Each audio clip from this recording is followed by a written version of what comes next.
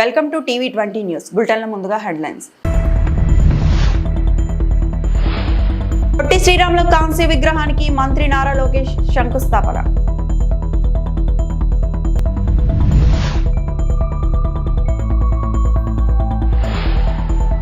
అమరావతిలో జరుగుతున్న పనులను పరిశీలించిన మంత్రి నారాయణ.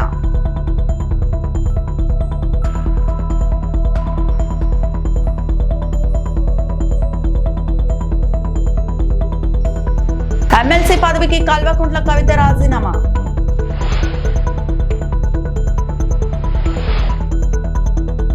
రాజధాని అమరావతి ప్రాంతంలో మంత్రి నారా లోకేష్ పర్యటించారు. 58 అడుగుల పొట్టి శ్రీరాముల కాంస్య విగ్రహం, ఆడిటోరియం, మ్యూజియం, స్మృతివనం నిర్మాణాలకు ఆయన శంకుస్థాపన చేశారు. పొట్టి శ్రీరాముల త్యాగానికి గుర్తుగా 6.8 ఎకరాల విస్తీర్ణంలో నిర్మాణాలు చేపట్టారు. తూళ్లూరు, పెదపరిమి మధ్య ఉన్న స్థలంలో పొట్టి శ్రీరాములు మెమోరియల్ ట్రస్ట్ ఆధ్వర్యంలో ఈ పనులు జరగనున్నాయి. కార్యక్రమంలో మంత్రులు టీజీ భరత్, నారాయణ, ఎమ్మెల్యేలు శ్రవణ్, కొలికపూడి శ్రీనివాస్, ఆర్యవైశ్య కార్పొరేషన్ చైర్మన్ దూండి రాకేష్ తదితరులు పాల్గొన్నారు. పొట్టి శ్రీరాములు గారు దీక్ష కూర్చున్నప్పుడు చాలామంది రాలేదు.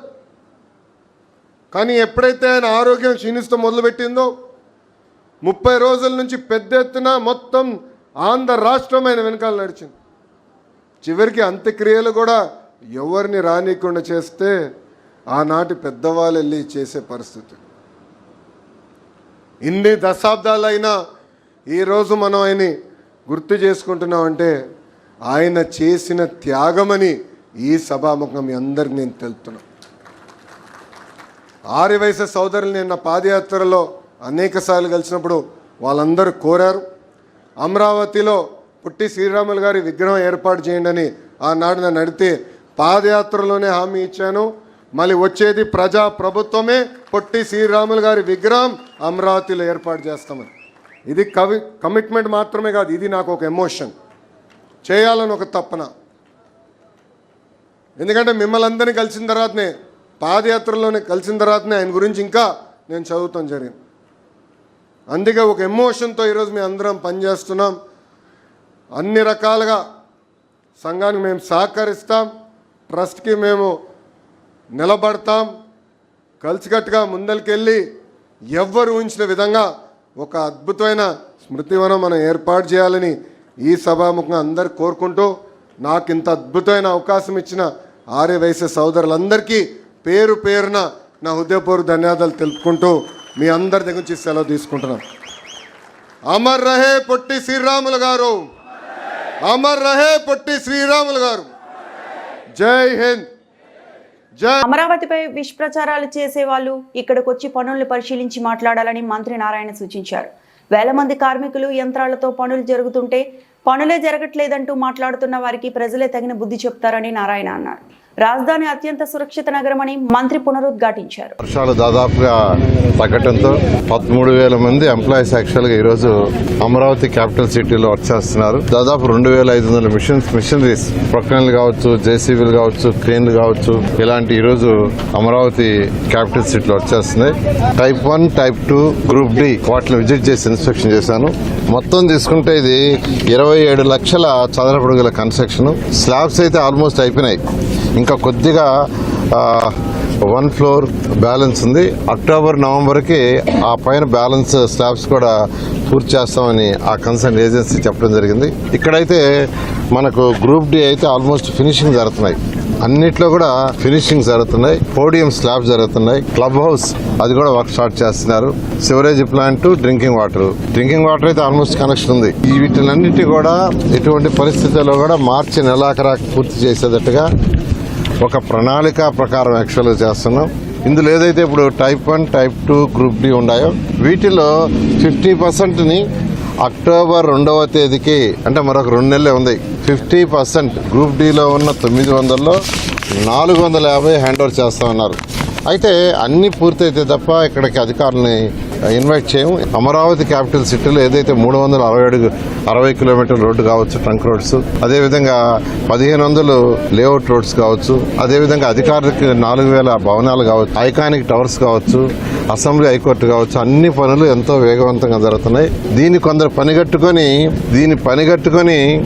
అబద్ధాలు చెప్తున్నారు. ఈడొచ్చి చూడండి, ఈడ వచ్చి చూస్తే తెలుస్తుంది ఎంతమంది పని చేస్తున్నారు, ఎన్ని మిషన్స్ చేస్తున్నారు, ఏం వర్క్ జరుగుతుంది, రోజు రోజుకి ఎంత డెవలప్ అవుతుంది, వీక్లీ ఎంత డెవలప్ అవుతుంది, మంత్లీ ఎంత డెవలప్ అవుతుంది అనేది స్టడీ చేయండి. అంతేగాని అమరావతిలో ఏం లేదు, ఏం జరగట్లేదు, అక్కడ ఏం లేదు అంతా గ్రాఫిక్స్ అంటాం చాలా తప్పండి. ఇలాగే మాట్లాడితే ప్రజలు క్షమించరు. Amaravati very safe city.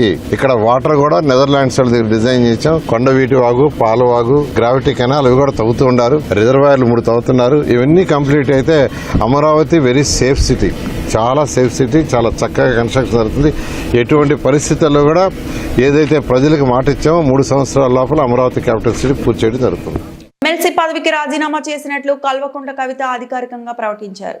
భారత రాష్ట్ర సమితి ప్రాథమిక సభ్యత్వానికి కూడా రాజీనామా చేస్తున్నట్లు తెలిపారు. మంగళవారం కవితను బీఆర్ఎస్ పార్టీ సస్పెండ్ చేసింది. ఈ నేపథ్యంలో ఈ రోజు హైదరాబాద్ లో తెలంగాణ జాగృతి కార్యాలయంలో ఆమె మీడియా సమావేశం నిర్వహించారు. ఈ సందర్భంగా ఎమ్మెల్సీ పదవికి బీఆర్ఎస్ ప్రాథమిక సభ్యత్వానికి రాజీనామా చేసినట్లు చెప్పారు. భారత రాష్ట్ర సమితి నుంచి ఒక ప్రకటన మీ అందరి ద్వారా నేను మీడియాలో చూడడం జరిగింది. మరి బీఆర్ఎస్ నుండి వచ్చినటువంటి ఈ ప్రకటనలో పార్టీ ఎమ్మెల్సీ శ్రీమతి కె కవిత ఇటీవలి కాలంలో ప్రవర్తిస్తున్న తీరుతెన్నులు, కొనసాగిస్తున్న పార్టీ వ్యతిరేక కార్యకలాపాలు బీఆర్ఎస్ పార్టీకి నష్టం కలిగించే రీతిలో ఉన్నందున పార్టీ అధిష్టానం ఈ విషయాన్ని తీవ్రంగా పరిగణిస్తున్నది. పార్టీ అధ్యక్షులు శ్రీ కె చంద్రశేఖరరావు గారు శ్రీమతి కె కవితను తక్షణం పార్టీ నుండి సస్పెండ్ చేస్తూ నిర్ణయం తీసుకున్నారని చెప్పి మరి నాకు ఒక ప్రకటన నిన్న టీవీల ద్వారా అందుకోవడం జరిగింది. ఫస్ట్ ఆఫ్ ఆల్ ఈ మొత్తం పరిణామంలో కూడా మా మదర్కి దూరంగా ఉండాల్సి రావడమే బాధాకరం. ఇంతకు మించి బాధ ఇంకోటి లేదు. పొలిటికల్ పొజిషన్స్ వస్తాయి పోతాయి, ఇవి వేస్ట్. ఇవి అమ్మలేని లోటు ఎవరు కూడా తీర్చలేరు. ఆ ఒక్క బాధ తప్ప ఇంకేం లేదు. ఇది మాత్రం నా ఇంటిగ్రిటీ నిరూపించుకోవడం కోసం నేను రాజీనామాలు చేస్తున్నా. నాకు పార్టీ వల్లనే ఎమ్మెల్సీ వచ్చింది, దానికి రాజీనామా చేస్తున్నా. నేను పార్టీకి నష్టం చేసినాను అని చెప్పి పార్టీ నాయకులు మా నాన్నగారు భావిస్తున్నారు కాబట్టి పార్టీ కూడా రిజైన్ చేస్తున్నా. తణుకు పరిసర ప్రాంతాలను పారిశ్రామికంగా అభివృద్ధి చేసి ఎంతో మందికి ఉపాధి కల్పించిన గొప్ప వ్యక్తి ముళ్లపూడి హరిశ్చంద్ర ప్రసాద్ అని తణుకు ఎమ్మెల్యే రాధాకృష్ణ అన్నారు. బుధవారం ఆయన వర్ధంతి సందర్భంగా హరిశ్చంద్ర ప్రసాద్ విగ్రహానికి పూలమాలలు వేసి నివాళులర్పించారు. అనేక విద్యా సంస్థలను స్థాపించి ఎంతో మందికి మార్గదర్శిగా నిలిచారని రాధాకృష్ణ కొనియాడారు. ఆయన ప్రజల పట్ల విద్యా వైద్య రంగాల్లో వారందరికీ కూడా సహకారం చేయాలనే దృక్పథం ఏదైతే ఉందో దానివల్ల ఎంతోమందికి అదేవిధంగా రాజకీయ రంగంలో కూడా ఎమ్మెల్యేగా, అదేవిధంగా తనకు మొట్టమొదటి మున్సిపల్ చైర్పర్సన్గా ఆయన ఇక్కడ ఈ ప్రాంత అభివృద్ధికి చేసినటువంటి మనం కూడా ఆలోచించాలి. ముఖ్యంగా ఆయన తణుకు పట్టణ అభివృద్ధిలో తనదైనటువంటి ముద్ర వేసి మున్సిపల్ చైర్మన్గా తణుకు పట్టణానికి అనేక షాపింగ్ కాంప్లెక్స్ నిర్మించి తణుకు పట్టణ ఆదాయాన్ని పెంచే విధంగా ఆయన ఆలోచనకు నిదర్శనమైన సందర్భంగా తెలియజేస్తున్నాను. అదేవిధంగా పశ్చిమ గోదావరి జిల్లాలోనే కాకుండా రాష్ట్ర వ్యాప్తంగా కూడా అనేక చోట్ల ఆయన విరాళాలు అందించి అనేక అభివృద్ధి కార్యక్రమాలు చేపట్టారు. రాజకీయాల్లో కూడా తనదైనటువంటి శైలిలో ఒక అభివృద్ధిని ముందుకు తీసుకెళ్తాం, ప్రజల సంక్షేమాన్ని అందించడంతో పాటుగా ఒక నీతి నిజాయితీటువంటి రాజకీయాలు, విలువలతో కూడినటువంటి రాజకీయాలు చేసి హరిశ్చంద్ర ప్రసాద్ గారు ప్రతి ఒక్కరి గుండెల్లోనూ కూడా స్థిరమైనటువంటి స్థానాన్ని ఏర్పరచుకునే సందర్భంగా తెలియజేసుకుంటున్నాను. ఆయన సేవలను ప్రతి ఒక్కరు కూడా గుర్తు చేసుకుని ముఖ్యంగా యువతరం అందరూ కూడా హరిశ్చంద్ర ప్రసాద్ గారు చేసినటువంటి అభివృద్ధి కార్యక్రమాలు కానీ ఆయన సేవలు కానీ అదేవిధంగా ఒక యువకుడిగా ఆయన పరిశ్రమలు స్థాపించి ఏ విధంగా ఒక పారిశ్రామికవేత్తగా ఆ ముందుకు సాగారో అవన్నీ కూడా ప్రతి ఒక్కరు కూడా స్ఫూర్తిగా తీసుకుని ముందుకు సాగాలని సందర్భంగా తెలియజేసుకుంటూ అదేవిధంగా ఆయన తెలుగుదేశం పార్టీ సభ్యులు నందమూరి తారక రామారావు గారు అదేవిధంగా తర్వాత చంద్రబాబు నాయుడు గారితో కూడా ఒక మంచి అనుబంధాన్ని కొనసాగించి వారితో ఎంతో గౌరవాన్ని పొంది అన్ని రంగాల్లోనూ కూడా తెలుగుదేశం పార్టీ ద్వారా అనేక అభివృద్ధి కార్యక్రమాల్ని ముఖ్యంగా పశ్చిమ గోదావరి జిల్లా అభివృద్ధిలో తనదైనటువంటి పాత్రని పోషించినటువంటి వ్యక్తి హరిశ్చంద్ర ప్రసాద్ గారు. వారి వర్ధంతి సందర్భంగా వారికి మరొకసారి ఘన నివాళులు అర్పించుకుంటూ ప్రతి ఒక్కరికి కూడా ధన్యవాదాలు తెలియజేస్తారు.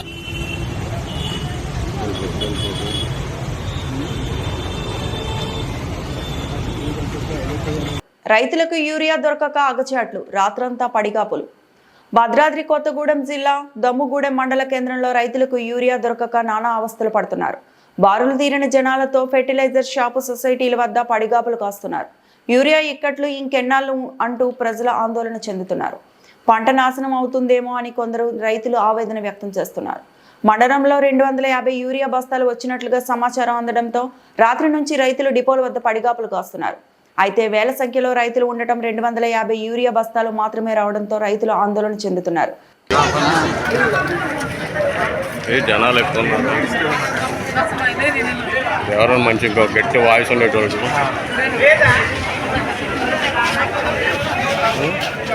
గట్టి వాయిస్ ఉండేటోళ్ళు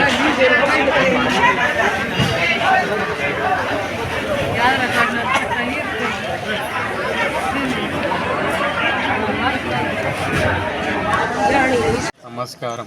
దుమ్మగూడెం వ్యవసాయాధికారికి. విషయం యూరియా కొరత కొరకు మరియు సరైన సమాచారం కొరకు. అయ్యా, దుమ్మగూడెం అనగా మేము రైతులం. యూరియా వస్తుందో రాదో అని సమాచారంతో గత 5 రోజుల నుంచి తిరుగుతున్నాం. అసలు వస్తుందో రాదో యూరియా మాకు ఏ సమాచారం అందాక మేము తెల్లవారం జాము నుంచి పడగాపులు గాపుతున్నాం. అయినా మాకు ఏ అధికారి అయినా సరైన సమాధానం చెప్పట్లేదు. ఇది సార్ మాకు కావాల్సి ఏంటంటే మాకు సరైన ఒక హెల్ప్ లైన్ లేదు, ఏం లేదు సార్. ఇక్కడ ఎవరికి చేయాలన్నా మాకు సరైన హెల్ప్ లైన్ నెంబర్ లేదు, ఫోన్ లేదు. దీనికి మీరు ఏదైనా మీ ఛానల్ నుంచి కోరుకుంటామని మేము కోరుకుంటున్నాం సార్. సరే.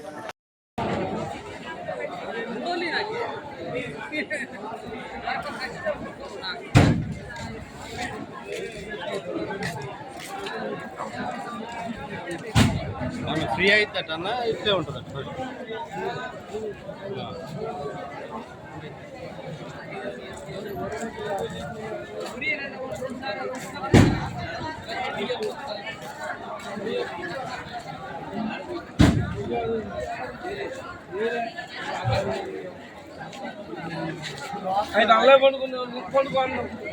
విశాఖ స్టీల్ ప్లాంట్ ప్రభుత్వ రంగంలో కొనసాగించాలి. ఏఐఎస్ఎఫ్, ఏఐవైఎఫ్, ఎస్ఎఫ్ఐడబ్ల్యూ ఆధ్వర్యంలో జలదీక్ష. విశాఖ ఉక్కుకి సొంత గనులు కేటాయించాలి. తొలగించిన కార్మికులను వెంటనే విధుల్లోకి తీసుకోవాలి. ఆర్కే బీచ్. ఈ రోజు విద్యార్థి, యువజన, మహిళా సంఘాల ఆధ్వర్యంలో విశాఖ రామకృష్ణ బీచ్ వద్ద జలదీక్ష నిర్వహించడం జరిగింది. ఈ సందర్భంగా అఖిల భారత విద్యార్థి సమాఖ్య జిల్లా కార్యదర్శి ఉల్లం నాగరాజు, అఖిల భారత యువజన సమాఖ్య జిల్లా కార్యదర్శి కెంగువ అచ్యుతరావు, ఆంధ్రప్రదేశ్ మహిళా సమాఖ్య జిల్లా అధ్యక్షురాలు వనజాక్షి మాట్లాడుతూ 32 మంది ప్రాణత్యాగంతో ఏర్పాటు చేసుకున్న విశాఖ ఉక్కు కర్మాగారం ప్రైవేటు పరం చేయడానికి ఖండించారు. ప్రస్తుత కూటమి ప్రభుత్వం గత ప్రతిపక్షంలో ఉన్నప్పుడు రాష్ట్ర ప్రజలకు విశాఖ స్టీల్ ప్లాంట్ ని ప్రభుత్వ రంగంలో కొనసాగిస్తామని హామీ ఇచ్చి ఈ రోజు రాష్ట్ర ప్రజలను మోసం చేసింది.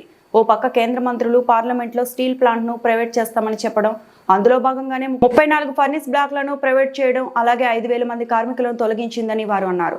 కానీ టీడీపీ రాష్ట్ర అధ్యక్షులు గాజువాక ఎమ్మెల్యే అల్లా శ్రీనివాసరావు మాట్లాడుతూ విశాఖ స్టీల్ ప్లాంట్ ప్రభుత్వ రంగంలోనే కొనసాగుతుందని, ఇప్పటికీ ప్రజలకు బూటకపు మాటలు చెప్పడాన్ని వారు తీవ్రంగా ఖండించాలి. నష్టాల్లో ఉన్నాయి అని ప్రభుత్వ రంగ సంస్థలు ప్రైవేట్ వాళ్లకు అప్పచెప్పడం, ప్రైవేట్ వాళ్ళు నష్టాల్లో ఉంటే వాళ్లకు రాయితీలు ఇవ్వడం దేనికి నిదర్శనమని వారు విమర్శించారు.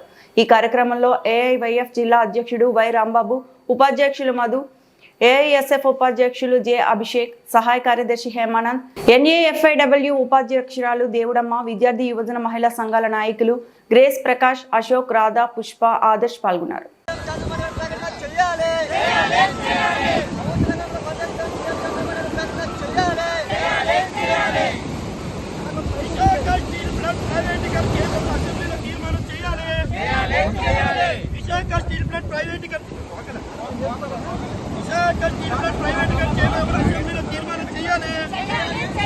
ప్రభుత్వ రంగంలో ప్రైవేట్ కంపెనీ తాగని పెట్టి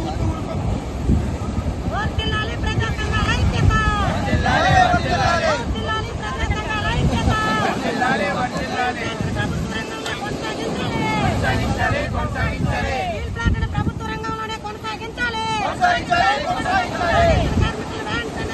తీసుకోవాలి.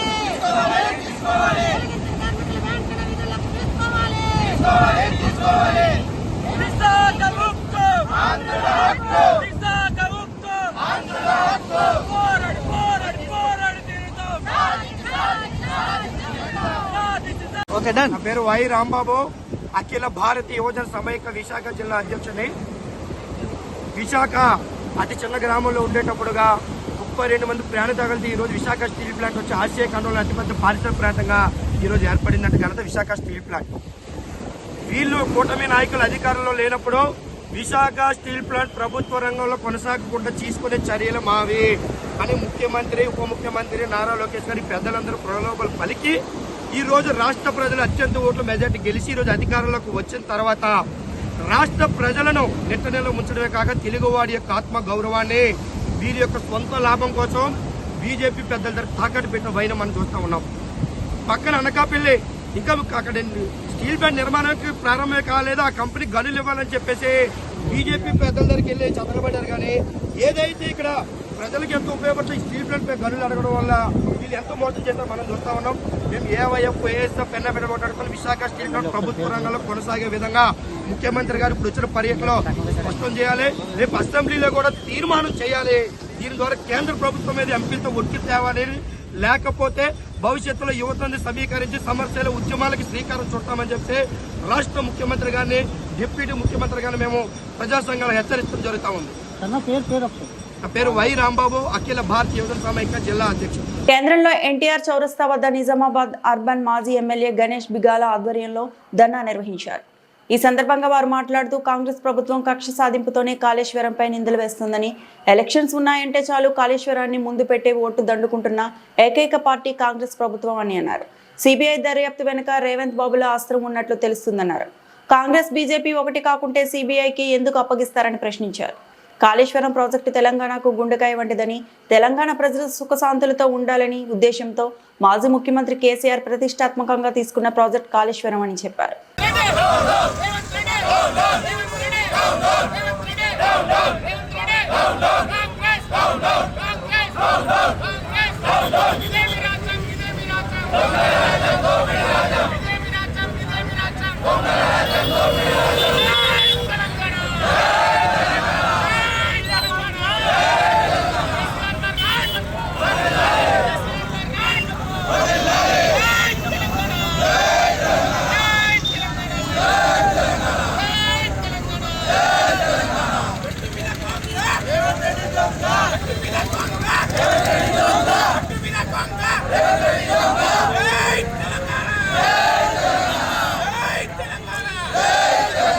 కరీంనగర్ జిల్లా కేంద్రంలో గణేష్ నగర్లో గణేష్ సేవా యూత్ ఆధ్వర్యంలో గణేష్ నవరాత్రి ఉత్సవాల్లో భాగంగా ఈరోజు అన్నదాన కార్యక్రమం నిర్వహించడం జరిగింది. ఈ కార్యక్రమానికి ప్రజలు, భక్తులు అధిక సంఖ్యలో పాల్గొని తీర్థ ప్రసాదాలు స్వీకరించారు. గణేష్ సేవా యూత్ ఆధ్వర్యంలో గత 22 సంవత్సరాలుగా విఘ్నేశ్వర నవరాత్రి ఉత్సవాలను ఘనంగా జరుపుకోవడం జరిగింది. ఈ సంవత్సరం గణేష్ విగ్రహానికి తాతారి శిరీష్ శ్రీనివాస్ అందించారు. ఉదయం సాయంత్రం ప్రత్యేక పూజలను విఘ్నేశ్వరునికి నిర్వహిస్తున్నాము. అనేక మంది స్థానికులు, స్థానికేతరులు అన్నదాన కార్యక్రమంలో పాల్గొని భోజనాలు స్వీకరించారు. మా గణేష్ సేవా యూత్ ఆధ్వర్యంలో సంయుక్తంగా అందరము కలిసి ప్రతినిత్యము స్వామివారి సేవలో చేసుకుంటూ భక్తులకు తీర్థ ప్రసాదాలు, నైవేద్యాలు వితరణ చేయడం జరుగుతుంది. ఈ కార్యక్రమానికి అన్ని వర్గాల ప్రజలు అన్ని విధాలుగా సహాయ శక్తులు వారి యొక్క సహాయ సహకారాన్ని అందించి నవరాత్రి ఉత్సవాలను దిగ్విజయంగా ఘనంగా జరుపుకుంటకు ప్రతి ఒక్కరూ సహకరించిన వారందరికీ గణేష్ సేవా యూత్ తరపున పేరు పేరున ప్రతి ఒక్కరికి కృతజ్ఞతలు తెలియజేస్తున్నాము.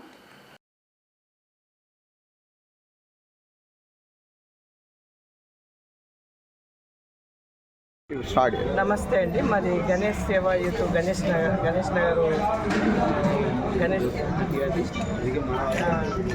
నగర్ నుంచి పెట్టాము. మేము ఇక్కడ రోజు మహిళలం అందరం కలిసిమెలిసి ఈ గల్లీ మొత్తం అందరం మంచి కలిసిమెలిసి ఒకరోజు గరక పూజ అని, శాకాంబరి అని, స్వీట్ల పూజ, పాలాభిషేకము, పండ్లాభిషేకము, రోజు భజన కార్యక్రమాలు, భక్తి పాటలు. పోయినసారి మేము పెద్ద ఎత్తున కచేరీ కూడా పెట్టించినాము. ఇక్కడ ప్రత్యేకత లడ్డూనే ఉంటుందండి. ఎందుకంటే లడ్డూని మేము తీసుకున్నాం 1,17,000 పెట్టి. అది ఎంతో మాకు మంచిగా అనిపించింది. మా సంతోషం ఇక్కడ కరీంనగర్ పట్టణ వాసులకు అందరికీ కలగాలని మేము మనస్ఫూర్తిగా నేను కోరుకుంటున్నాను. ఆ గణేష్ని కృప అందరికీ ఉండాలని నేను మనస్ఫూర్తిగా కోరుకుంటున్నాను. ముందుగా కరీంనగర్ పట్టణ ప్రజలకు, గణేష్ నగర్ వాసులకు గణేష్ నవరోత్సవాల శుభాకాంక్షలు. మాది గణేష్ నగర్ 50వ డివిజన్. మేము ప్రతి ఏటా గణేష్ నవరోత్సవాలు చాలా అద్భుతంగా ఘనంగా జరుపుకుంటాం. ప్రతి పూజలు మరియు రకరకాల నైవేద్యాలు మరియు రోజు డైలీ మార్నింగ్ సాయంత్రం పూజా కార్యక్రమాలు జరుగుతాయి. మా దగ్గర రోజు అన్నదాన కార్యక్రమాలు జరుగుతాయి. అండ్ డైలీ రోజు ఒక్కొక్క రకమైన పూజలు కూడా మేము జరిపించుకుంటాం. రథయాత్ర చాలా ఘనంగా జరుగుతుంది. మా టీం పేరు గణేష్ సేవా యూత్. మా టీంకి ఒక ప్రత్యేకత ఉంది. ఇక్కడ ఫ్యామిలీస్, ఫ్రెండ్స్, బ్రదర్స్ అంతా ఒక 200-300 మెంబర్స్ అంతా కలిసి చాలా ఘనంగా అద్భుతంగా మేము ఈ ప్రోగ్రామ్ని నిర్వర్తించుకుంటాము. ఇంకా ఈ వార్తలు ఇంతటితో సమాప్తం.